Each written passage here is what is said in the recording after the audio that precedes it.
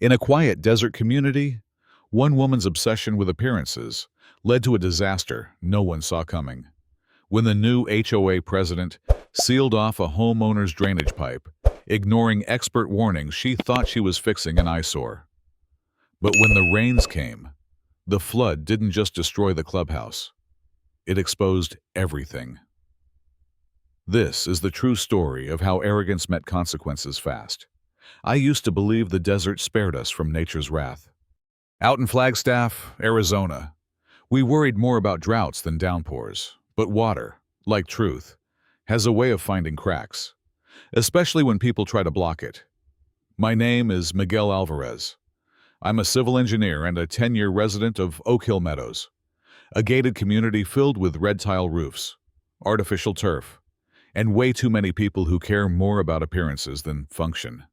Years ago, I designed and installed a 10-inch underground drainage pipe on my property. It wasn't just personal convenience. It was necessity. The neighborhood was built against a slope. When the monsoon rains came, water funneled right through the backyards, mine included, before spilling into a dry creek below. My pipe, approved by the city, quietly handled that job for nearly a decade. No fanfare, no problems. Then came Janice Holloway. She moved in with a campaign and a clipboard. Stylish, sharp-tongued, and fueled by Pinterest aesthetics, she won the HOA presidency after promising to beautify Oak Hill within weeks. Rules tightened, flags were banned, mailbox paint was regulated, even gnomes were exiled. Then I got the email. It was a photo of my drainage pipe's outflow, circled in angry red with a subject line that read, "Community violation." Janice claimed the pipe violated the neighborhood's visual harmony. I replied with scanned permits, engineering blueprints, and a professional explanation. No response. What I got instead was worse. I came home one evening to find a fresh slab of concrete where the pipe used to drain. My sensor system was dead. The slope had no outlet. I stood there in disbelief, staring at a death sentence written in cement. I documented everything: photos, timestamps, GPS data. Then I emailed the city and filed a formal complaint. I even warned Janice, face to face, at the next HOA meeting. "You've created a dangerous situation," I said calmly. "The slope needs drainage.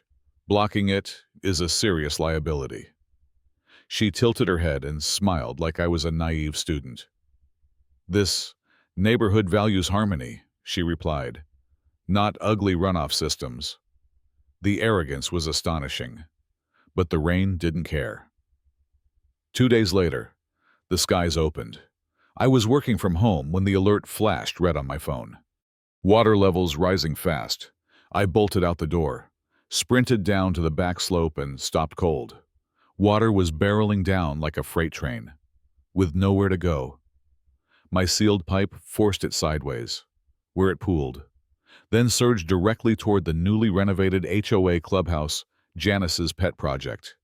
It hit the retaining wall, shattered windows, and swallowed the back deck in seconds. Within minutes, firefighters arrived and began evacuating nearby residents. Waist-deep water sloshed through the parking lot, carrying patio chairs, garden signs, and a floating gas grill. And in the middle of it all, Janice Holloway stood in her designer jacket and heels, screaming into a walkie-talkie, blaming local saboteurs. I didn't say a word, just watched. The next morning, the HOA clubhouse was declared structurally unsafe. Insurance adjusters showed up before the mud had dried. The local paper ran a front-page story: "Man-made disaster sinks clubhouse." Then came the drone footage. One of the teenagers in the neighborhood had been flying a hobby drone during the storm. His camera captured everything from the slope overflow to Janice yelling as the water burst through the double doors. That video went viral. The city launched an investigation. Their conclusion was swift and brutal. The drainage pipe had been sealed illegally. No permit, no alternatives, no excuse. And they had my documentation to prove I had warned them. The insurance company, now armed with evidence, considered denying the claim under gross negligence. Emails leaked. Janice had instructed the landscaping crew to block the pipe or kiss future contracts goodbye. She bypassed the HOA board and falsely claimed she had city support. She even tried to intimidate vendors into silence. But silence cracked. Residents began to speak up. Some had warned her, others had been ignored. A petition circulated overnight. The next HOA meeting was packed. Voices once silent were suddenly sharp, organized, and furious. By the end of the week, Janice was removed by vote. Her closest board allies resigned quietly. The clubhouse remained closed. Future meetings were held outdoors, on folding chairs in cul-de-sacs, with muffins and coffee. People smiled again, they shook hands, they listened. Then one Saturday, a quiet knock came at my door. It was Leo Carrington, a retired architect who had lived in the neighborhood for years. Reserved, kind, and previously uninvolved.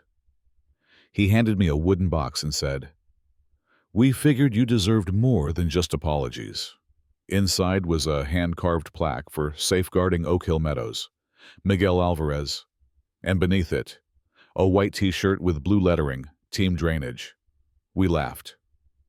I reinstalled the pipe the following week, this time with extra signage and an educational flyer for the community. Kids played near the creek again. Birds returned. The slope turned green.